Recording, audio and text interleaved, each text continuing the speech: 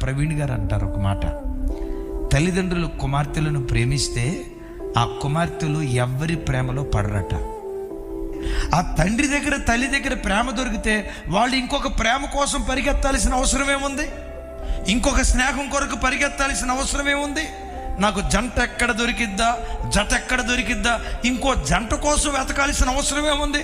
కావలసినంత ప్రేమ అమ్మ దగ్గర దొరికింది, కావలసినంత ప్రేమ నాన్న దగ్గర దొరికింది.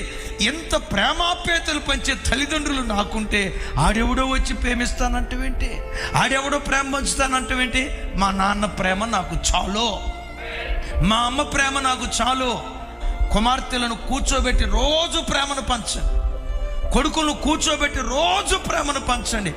వాళ్ళు నిజంగా మీ ప్రేమను రుచి చూస్తే, నిజంగా వాళ్ళకు మీ ప్రేమను పంచగలిగితే మీ పిల్లలు ఇంకొకరి ప్రేమ కొరకు పరిగెత్తరు.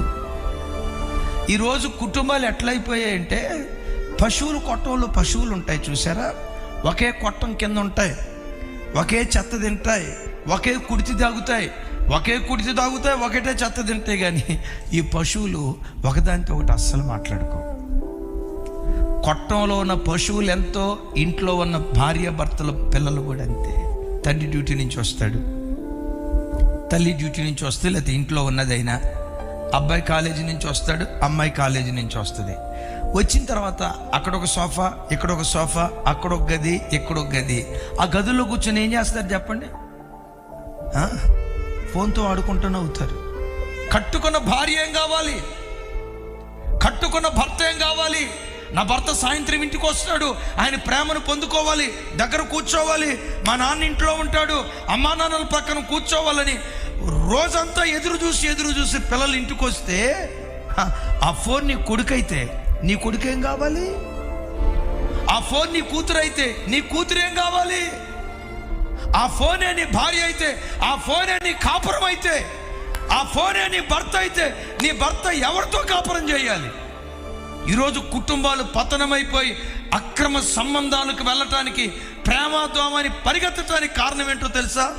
ఫోనే కొడుకు, ఫోనే కూతురు, ఫోనే భార్య, ఫోనే భర్త. ఈరోజు ఒక తీర్మానం చేసుకొని, దేవా, వస్తువులతో కాదు వ్యక్తులతో నేను గడుపుతా. సోషల్ మీడియా దగ్గర నేను కూర్చొని ఇంటికి వచ్చిన తర్వాత, టీవీ దగ్గర కూర్చొని ఇంటికి వచ్చిన తర్వాత, టీవీ దగ్గర కూర్చోవటం ఎందుకో?